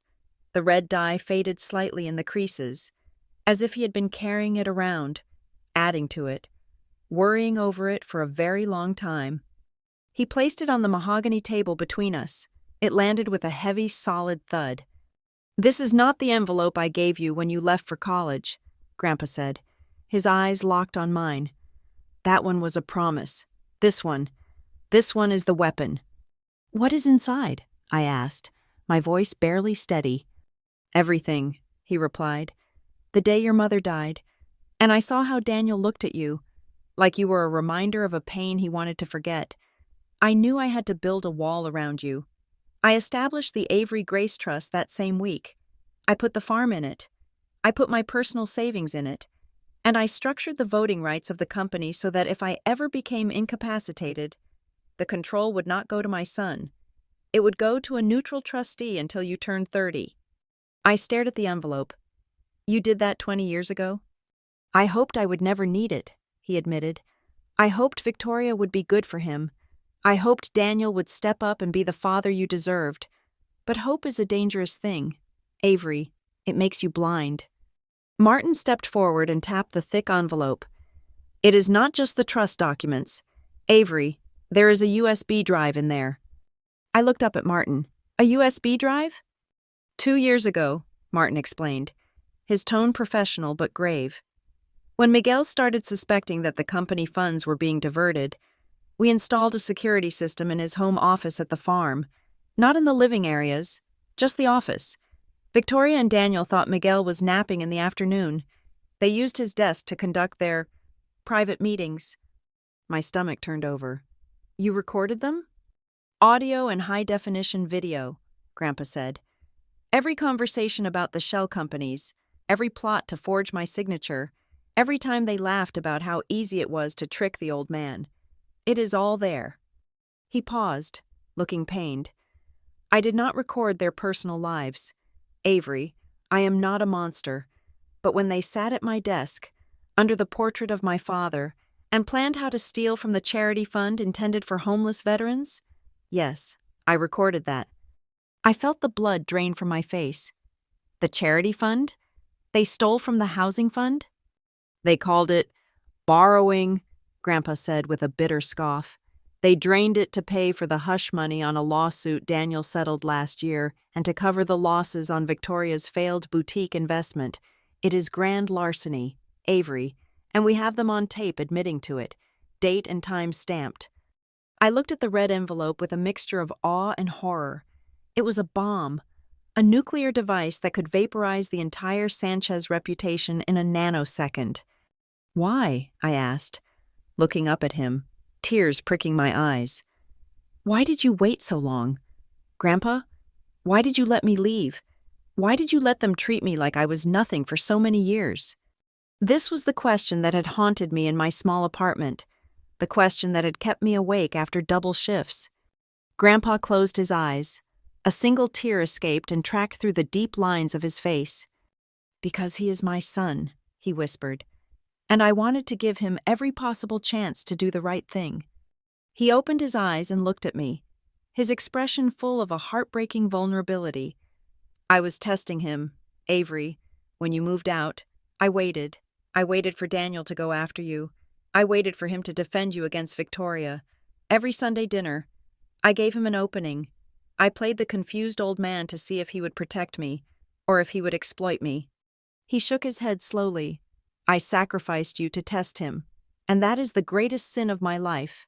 I let you face the world alone because I was too cowardly to accept that my son is a weak, greedy man. I am so sorry, mija. I am so sorry." I broke. The armor I had worn for 10 years, the toughness of the ER nurse, the stoicism of the unwanted daughter, shattered. I buried my face in my hands and sobbed. I felt Grandpa's hand on my head, stroking my hair, murmuring soft Spanish words of comfort that I hadn't heard since I was a child. "You are not alone," he said, his voice fierce again. "You were never alone. I was always watching. I was just waiting for the moment when I could hand you the sword." I wiped my face with the back of my hand, taking a shuddering breath. I looked at the envelope. "So what do I do now? Do I give this to the police?" "That is your choice," Grandpa said. He sat back, his gaze intense.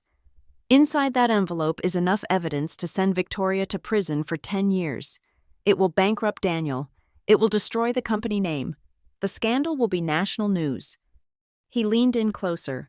Or, you can use it to force a resignation. You can use it to take control of the assets quietly, restructure the board, and let them fade into obscurity. You can spare Isabella the shame of seeing her mother in handcuffs on the evening news. Money is just a rope, Avery, he said, repeating the lesson he had taught me on the farm years ago. You can use it to pull people up, or you can use it to hang them, but once you pull that knot tight, you cannot undo it. I am giving you the power, but you have to decide what kind of Sanchez you want to be. Do you want to be the one who burns it down, or the one who builds it back better? I stared at the thick red packet. I thought about Victoria's slap. I thought about her voice saying nobody cares. I thought about Daniel's silence. I thought about Izzy, standing terrified in the doorway, a victim of her own mother's narcissism. If I burned them, I burned Izzy too. If I destroyed the company, 300 employees would lose their jobs. I do not want to be like them, I said softly. I do not want to destroy for the sake of destruction. Grandpa smiled. It was a genuine smile this time, full of pride. I knew it. You have your mother's heart and my backbone, a dangerous combination. He reached out and placed his hand over mine, which was resting on the envelope. But we are not done yet, he said. The police are coming, but they are 20 minutes away. Victoria thinks she can spin this. She thinks she can go back out there, charm the guests, and frame this as a senile episode. She is probably telling the mayor right now that I'm off my medication. She is definitely doing that, I agreed, knowing my stepmother's playbook. So, Grandpa said, his eyes twinkling with a dark mischief, we are going to go back out there. What? I asked. We are going to go back to the party, he said, but you are not going to open this envelope yet. You are going to hold it. You are going to let them see you holding it. We are going to give them one last chance to lie. One last chance to dig the hole so deep that not even God can pull them out of it. He looked at Martin. Is the projector still connected to the laptop? Martin nodded, a grim smile playing on his lips. It is. Good, Grandpa said. He looked at me. Dry your eyes. Avery, put that envelope in your purse, but let the top stick out. Let her see the red. I want her to sweat. I want her to know that the sword is hanging by a thread. I stood up. My legs felt steady. My hands were not shaking anymore. I picked up the thick, weathered red envelope. It felt heavy, like holding a brick of gold. I slid it into my open clutch bag, leaving the jagged red edge visible. Ready? Grandpa asked. Ready, I said. I walked behind the wheelchair and gripped the handles. We moved toward the door. The sound of the party was waiting for us. The laughter, the clinking glasses, the false cheer. Victoria was out there, spinning her web, thinking she had won because she had exiled us to the back room. She did not know we were bringing the storm back in with us. I pushed the door open, and we rolled back into the light. The double doors swung open, and I pushed Grandpa Miguel back into the ballroom. The atmosphere had shifted during our absence. The music was still playing, a soft, generic jazz tune, but the conversation had died down to a low, nervous murmur. The guests knew something had happened. They had seen the matriarch storm out, and now they were watching the exile return with the king. Victoria was standing near the bar, clutching a crystal glass of vodka so tightly I thought it might shatter. Her eyes immediately dropped to my hand. She saw the clutch bag. She saw the jagged red edge of the thick envelope protruding from the top. She set her glass down with a sharp clack and marched toward us. Daniel was right behind her, looking like a man marching to the gallows. Well? Victoria demanded, her voice shrill enough to cut through the jazz. She did not care who heard her anymore. Panic had stripped away her social graces. What did he say to you, Daniel? Did he sign a new will behind our backs? My father wiped sweat from his upper lip. He looked at Martin Hale, then at Grandpa, and finally at his wife, the pressure cooker of the last 2 years, the debts, the lies, the constant juggling of funds. finally blew the lid off his composure. "It is over, Victoria," Daniel said, his voice shaking. "He knows about the collateral." Victoria froze. "What are you talking about?" "I signed the pledge," Daniel blurted out. The words came tumbling out like vomit. "The bank called the margin on the Lakeview loans last week. I had no cash. I pledged Dad's voting shares as security against the default. I forged the proxy." A collective gasp went through the nearby tables. This was not just bad business. It was criminal fraud. The guests, bankers, developers, local politicians exchanged horrified looks. To pledge shares you did not own was a death sentence in the business world. "You idiot!" Victoria shrieked, shoving him in the chest. "You told me you handled it. You told me the bridge loan was secured by the assets in the trust." "I had to," Daniel shouted back, his face turning a blotchy red. "You spent the operating capital on the renovation of the summer house. There was no liquidity left." "Stop it!" Victoria screamed.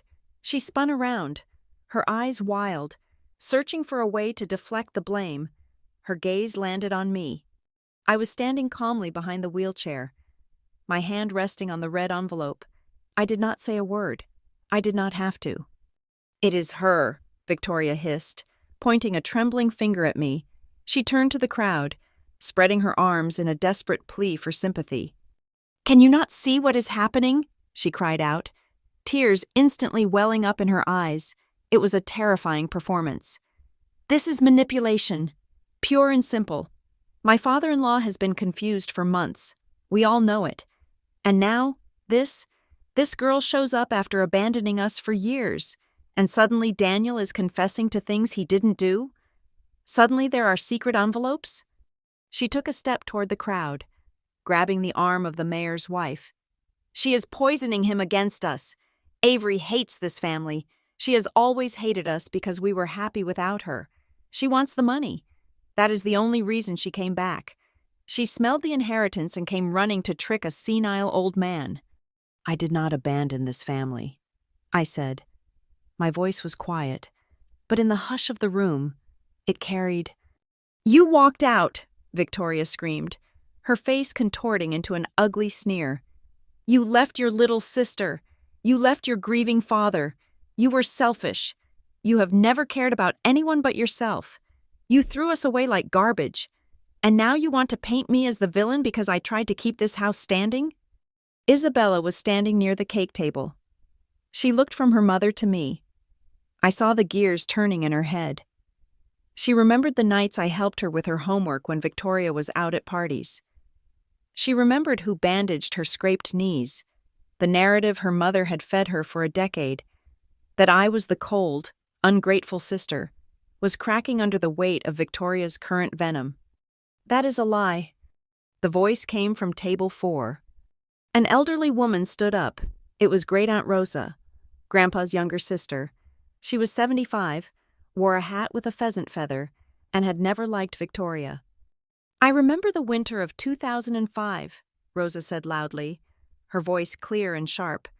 "I remember when Avery's mother died, and I remember when Miguel had his first heart attack 3 weeks later." Victoria glared at her. "Rosa, stay out of this."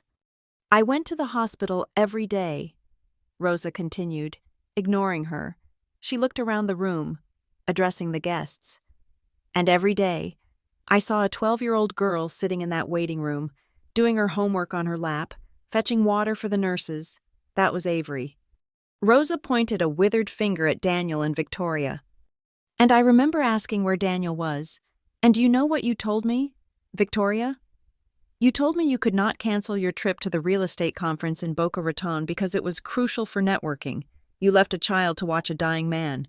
So do not stand there and tell me that girl abandoned this family. This family abandoned her." The room fell deadly silent. The sympathy that Victoria had been trying to cultivate evaporated instantly. The guests looked at me with new eyes, not as the estrangement, but as the survivor. Victoria felt the tide turning. She backed up, bumping into a waiter. She looked trapped. Her chest was heaving, her face flushed with humiliation and rage. You old hag," Victoria spat at Rosa. "You are just jealous. You have always been jealous of what we built." "We built nothing," Daniel groaned, putting his head in his hands. "It is over. Vic, stop talking." "I will not stop talking," Victoria shouted. She was unraveling, the thread of her sanity snapping under the pressure. "I deserve this. I deserve every penny. Do you have any idea what it is like to live with you people? The brooding, the silence. I earned that money. I earned the lifestyle." "By stealing from the charity fund?" I asked. I touched the red envelope in my bag. "By draining the housing fund meant for veterans?" Victoria's eyes bulged. "I did not steal it. I reallocated it. And do not act so holy. Avery, ask your father where the money went for that convertible last year. Ask him who drives the Porsche Cayenne that is registered to the company." Daniel's head snapped up. "Victoria, shut up!" "He bought it for his assistant," Victoria screamed, laughing hysterically. "That little blonde thing he fired 3 months ago. He paid her $50,000 from the construction account to keep her mouth shut about their weekend in Chicago. And you judge me for buying a few dresses? I was balancing the scales." The room erupted. Phones were out. I saw flashes going off. The Maple Ridge Gazette reporter was typing furiously on his device. This was not just a scene. It was a massacre. Victoria, in her desperation to prove she was not the only villain, had just confessed to embezzlement and exposed her husband's infidelity and misuse of company funds in a single breath. It was mutual destruction, and they did not need the USB drive.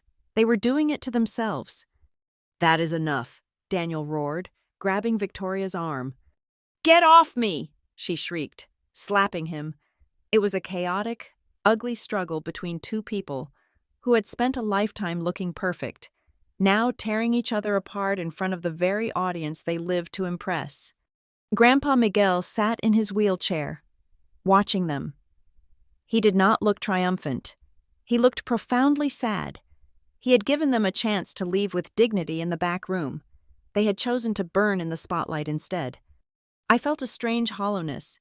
I had waited years for the truth to come out. But watching my father shrink into a terrified, exposed man was not satisfying. It was just tragic. Suddenly, the double doors at the entrance swung open again. A hush fell over the room, interrupting Victoria's sobbing tirade. A restaurant manager walked in, looking grave. He scanned the room and locked eyes with me. He walked straight toward the stage, weaving through the stunned guests. He stopped in front of me. "Ms. Sanchez?" he asked. "Yes," I said, my heart hammering. "There are officers from the Maple Ridge Police Department in the lobby," he said, his voice low but audible to the people standing nearby, including Victoria. "They are asking for you. They said they need to speak with you immediately." A ripple of shock went through the crowd. Victoria stopped crying. A slow, twisted smile spread across her tear-stained face. She straightened up, smoothing her disheveled dress. "Well," she said, letting out a cruel laugh. "Finally. I knew it. I told you she was up to something shady." She looked at the guests, seizing one last opportunity to save herself. "You see? The police are here for her. I told you she was manipulating Miguel. She probably forced him to sign illegal documents. Officer!" she shouted toward the door. "She is right here. Arrest her." My father looked at me with confusion. Izzy looked terrified. Even Martin Hale looked surprised. He checked his watch, clearly thinking the police were here for the fraud investigation, not for me. I looked at Grandpa. He gave me a barely perceptible nod. I stepped forward. "I will go see them." "Go on," Victoria jeered, her confidence surging back. "Go explain your little scheme to the law." I walked toward the doors, my head high, the red envelope still tucked securely in my bag. The guests parted from me, their whispers following me like a wake. Everyone thought the villain had finally been caught. They thought Victoria had played her ace card and called the authorities on the intruder. They had no idea that the handcuffs were not for me. I walked into the lobby of the Copper Elm, my heart hammering a rhythm against my ribs that felt like a bird trapped in a cage. My grandfather rolled beside me, his face impassive. and Martin Hale walked on my other flank like a bodyguard. Behind us, I could hear the murmur of the guests, the whispers of a scandal unfolding in real time. Victoria's shrill voice demanding my arrest still echoed in the corridor. 2 uniformed officers and a man in a cheap gray suit stood by the host stand. The man in the suit stepped forward as we approached. He did not look at me. His eyes went straight to the wheelchair. "Mr. Sanchez," the detective said, nodding respectfully at my grandfather. "I am Detective Miller from the Economic Crimes Unit. Thank you for meeting us." I froze. I looked back at the ballroom doors where Victoria and Daniel were standing. Triumphant smiles plastered on their faces, waiting for the handcuffs to slap onto my wrists. "Officer," Victoria called out, strutting into the lobby with Daniel trailing behind her. "There she is. I assume you are here to take a statement regarding her manipulation of a vulnerable senior citizen." Detective Miller turned slowly. He looked at Victoria with the weary expression of a man who had heard every lie in the book before breakfast. "Mrs. Victoria Sanchez?" he asked. "Yes," she preened. "And Miss Daniel Sanchez?" "That is me," my father said, stepping forward, adjusting his tuxedo jacket. "We are very relieved you are here. This situation with my daughter has become quite unmanageable." "We are not here for your daughter, sir," Detective Miller said. His voice was flat, professional, and terrifyingly calm. "We are here regarding a complaint filed with the State Attorney General regarding the Sanchez Community Housing Fund." The color drained from Victoria's face so fast it looked like a curtain dropping. The housing fund? "We have allegations of embezzlement, wire fraud, and misappropriation of charitable assets," the detective continued. "We need to speak with both of you, now, in private." "This is ridiculous," Daniel stammered, his confident facade cracking instantly. "That is a private charitable trust. There must be a clerical error. Who called you? Was it a disgruntled employee? We fired a temp last month who was very unstable." "The complaint was not anonymous. Mr. Sanchez," Detective Miller said. He reached into his jacket and pulled out a folded file. "It was substantiated by a forensic audit provided by your junior accountant, Mr. Peterson, who has been cooperating with our office for 3 weeks." Daniel looked like he had been punched in the gut. Peterson, the quiet kid who sat in the back office and never said a word. And the detective added, turning his gaze back to the wheelchair, "The submission of the evidence was authorized and signed by the chairman of the board, Mr. Miguel Sanchez." Victoria gasped. She spun around to look at Grandpa. He did not look at her. He was studying the pattern on the lobby carpet, a look of profound sorrow on his face. "You?" she whispered. "I told you," Grandpa said softly, without looking up. "I see everything." "We need to step into a private room," the detective insisted. "Unless you want to have this conversation in front of the valet parking staff." The manager hurriedly opened the door to the coat check room, a small, cramped space smelling of wool and rain. We all filed in. The detective, the officers, Victoria, Daniel, Martin, Grandpa, and me. It was tight. The walls felt like they were closing in. "This is a misunderstanding," Victoria began immediately, her voice pitching up into that frantic, charming register she used when she was trying to return a dress she had already worn. "My husband and I manage that fund personally. We move money between accounts for liquidity. It is standard business practice.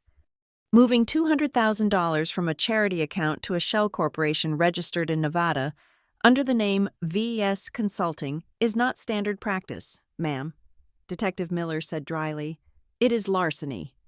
I do not know what that is," Victoria stammered. "I have never heard of that company." "Really?" The detective pulled a photocopy of a check from his file.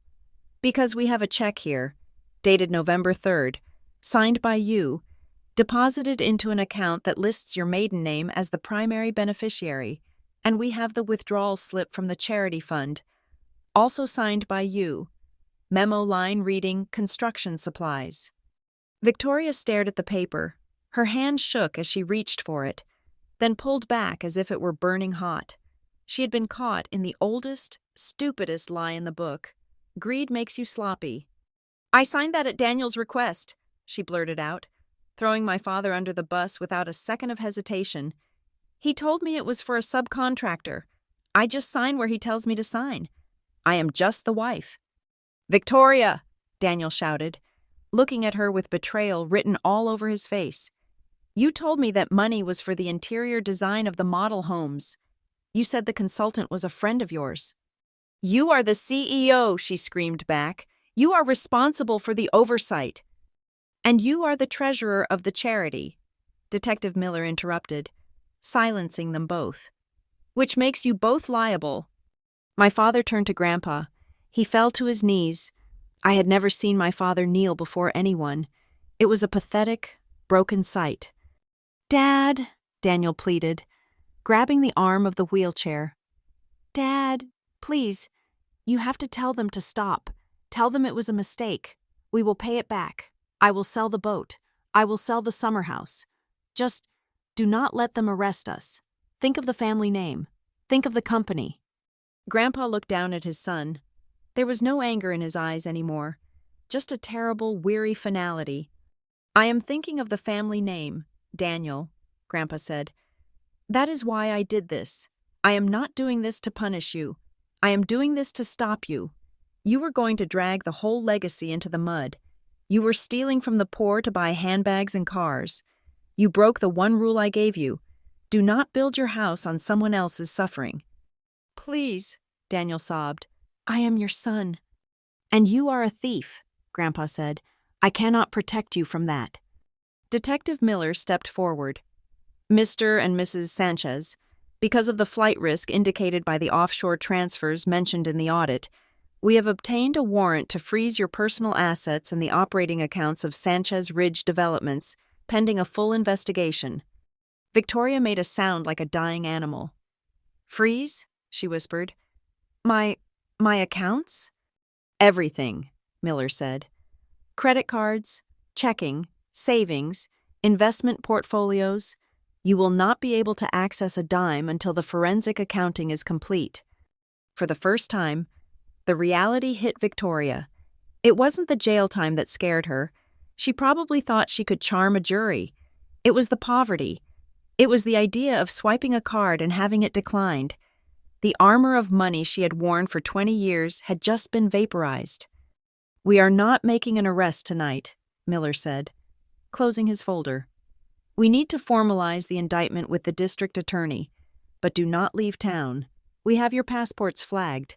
We will be in touch on Monday. The detective nodded to Grandpa and Martin, ignored Victoria and Daniel completely, and walked out of the room. The silence left in their wake was deafening. Daniel stayed on his knees, head bowed, defeated, but Victoria was vibrating. She was staring at the wall, her breathing coming in short, ragged gasps. The shock was wearing off, and the rage was rushing back in to fill the void. She turned slowly. Her eyes were bloodshot, rimmed with smeared mascara. She did not look at Daniel. She did not look at Grandpa. She looked at me. You, she whispered. Victoria, Martin warned, stepping forward. You did this, she hissed, her voice rising to a scream. You poisoned him. You planned this. You came back here with your cheap dress and your sad eyes, and you destroyed my life. You destroyed yourself, Victoria, I said calmly. I just turned on the lights. I will kill you, she screamed. She lunged. It happened so fast I barely had time to react. She flew across the small room, her hands hooked into claws. She slammed into me, shoving me backward with a strength born of pure hysteria. My heels caught on the carpet. I stumbled back, flailing for balance, and crashed into a stack of folding chairs lined up against the wall. The metal clattered loudly as I hit the floor, my shoulder taking the brunt of the impact. It was a shocking, violent act, assaulting an adult in a coat room while the police were barely out the door. Daniel scrambled up, grabbing Victoria around the waist to hold her back. Vic, stop! Are you crazy? Let me go, she shrieked, thrashing in his arms. She is a witch. She ruined everything. Nobody cares about her. Nobody. I sat on the floor, rubbing my throbbing shoulder. I looked up at her. She was not a queen anymore. She was just a violent, desperate bully who had run out of victims. The door to the coat room was open. The guests in the lobby had heard the crash.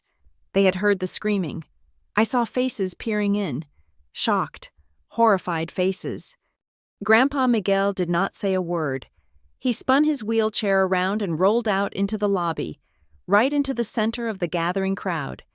He stopped in the middle of the room. The murmurs died down instantly.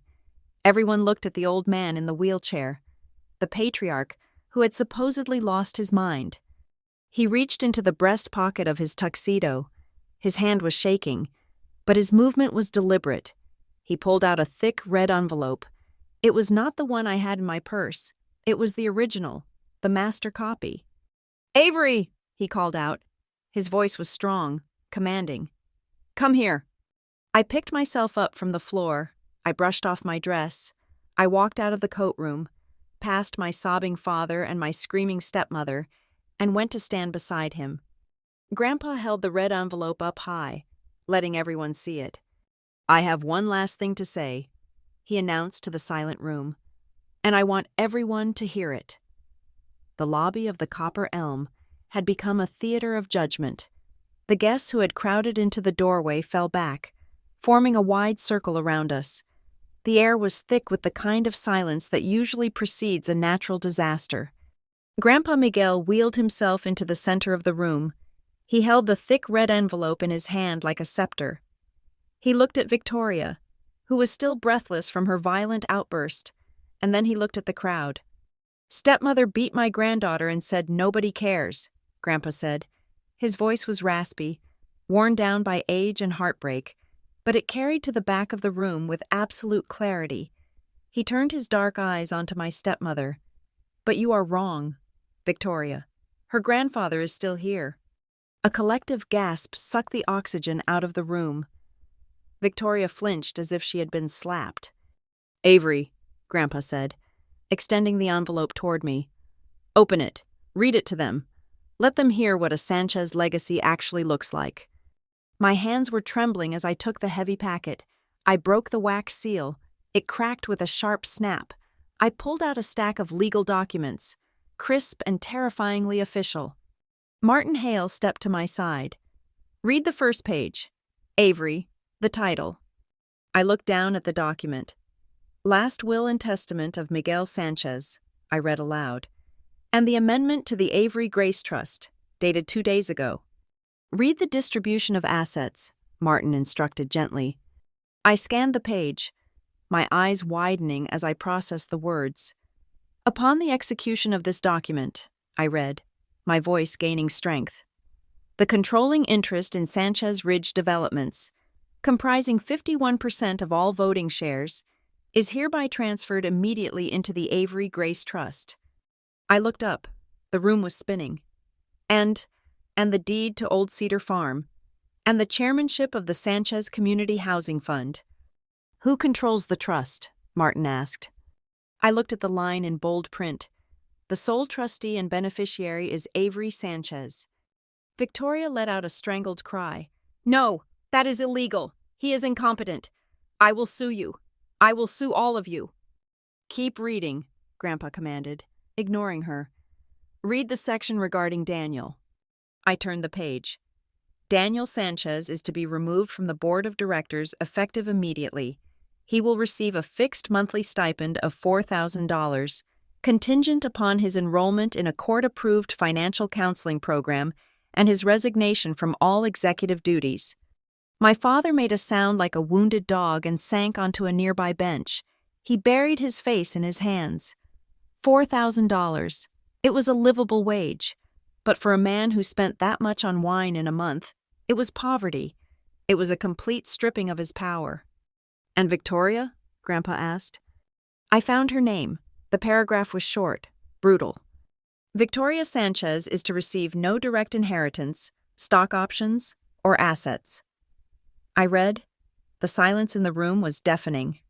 "However, the trust will provide a one-time settlement of $50,000, payable only upon the finalized divorce from Daniel Sanchez and her permanent relocation outside of the county." 50,000? Victoria screamed. Her face was purple. I gave 20 years of my life to this family.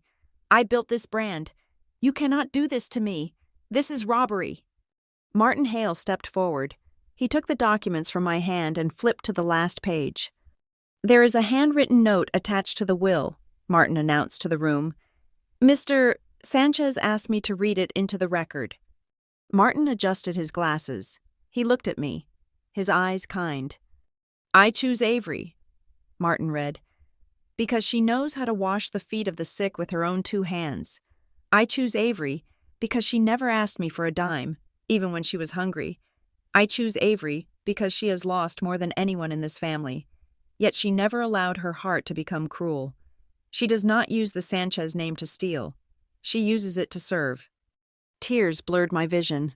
I looked at Grandpa.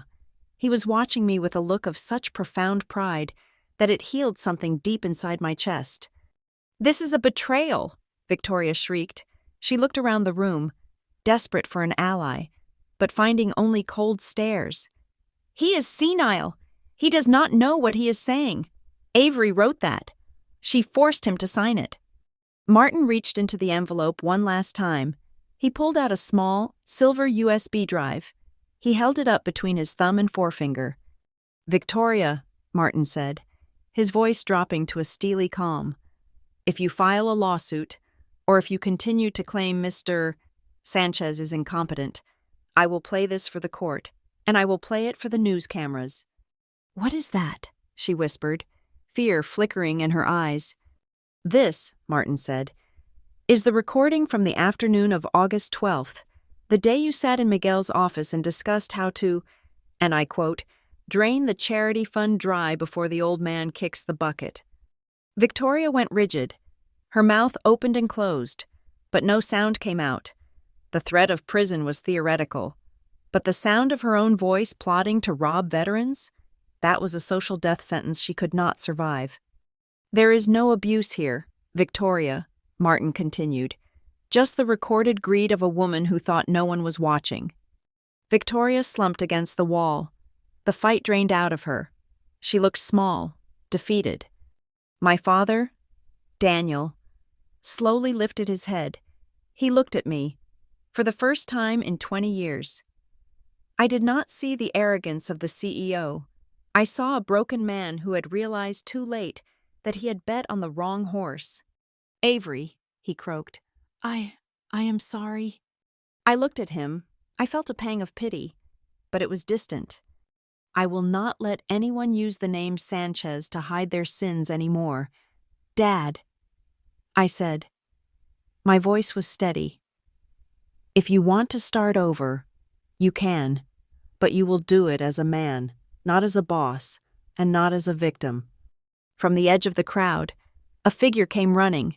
It was Izzy. Her face was streaked with mascara. Her designer dress crumpled. She threw herself at me, wrapping her arms around my waist.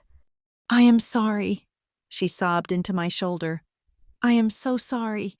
Avery, Mom told me. She told me you hated us. She said you were the bad one. I didn't know. I held her. I smoothed her hair, just like I used to when she was a baby. It is okay, Izzy, I whispered.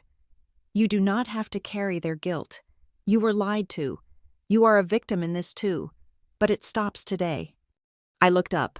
The police officer was standing by the door, waiting. He nodded at me. Victoria saw him too. She straightened up, trying to gather the shreds of her dignity. She did not look at us. She walked toward the exit, her head high, but her walk was brittle. She looked like a ghost leaving a feast she was no longer welcome at. As she passed me, she didn't say a word. The silence was her final admission of defeat. 3 weeks later, the autumn wind swept across the fields of Old Cedar Farm, carrying the scent of dried leaves and pine. I stood on the porch, wrapped in a thick wool cardigan, holding a mug of tea. It was quiet here, the kind of quiet that heals. Grandpa was inside, napping in his favorite armchair. The legal storm was raging in town. Victoria was facing indictment. Daniel was negotiating his plea deal, and the company board was being restructured. But out here, the only thing that mattered was the harvest. I reached into the pocket of my cardigan and pulled out a thin, wrinkled envelope. It was not the thick packet of legal documents from the party. It was the original envelope Grandpa had given me when I was 18, the one I had found at the bottom of my drawer. I had never opened it until this morning. I slid my finger under the flap and pulled out a single sheet of notebook paper. The handwriting was strong, the ink slightly faded. My dearest Avery, if you are reading this, it means you have fallen very deep. It means the world has been unkind, and you feel like you have nothing left. I cannot fix the world for you, mija, but I can tell you this. Money is just a rope. It is a tool. You can use it to hang yourself, or you can use it to pull yourself out of the well, but the rope does not decide. You do. You have a fire in you. Do not let them put it out. And remember, no matter how far you go, this porch is always here. Love, Grandpa. I smiled, a single tear tracking down my cheek. Money is just a rope, I whispered to the wind. I looked out at the fields. I was now the CEO of a multi-million-dollar company. I had the power to crush Victoria. I could have left Daniel destitute. I could have turned into the very thing I hated. But I had made a different choice. Yesterday, I had signed the papers to turn the Sanchez Community Housing Fund into a fully transparent nonprofit, with a board composed of community leaders and the workers themselves. I had reinstated the scholarships. I had offered my father a job, not as an executive, but as a site manager, giving him a chance to earn his way back with his hands. And I had kept my job at the hospital. I would run the company, yes, but I would not stop being a nurse. I would not stop healing people. I folded the note and put it back in my pocket. I took a deep breath of the crisp air. The bruise on my cheek had faded to a memory. The weight on my shoulders was gone. I turned and walked back into the house. In the hallway, the portrait of Grandpa hung next to the new charter for the charity. The war was over. The chess game was finished. And for the first time in my life, the board belonged to the righteous.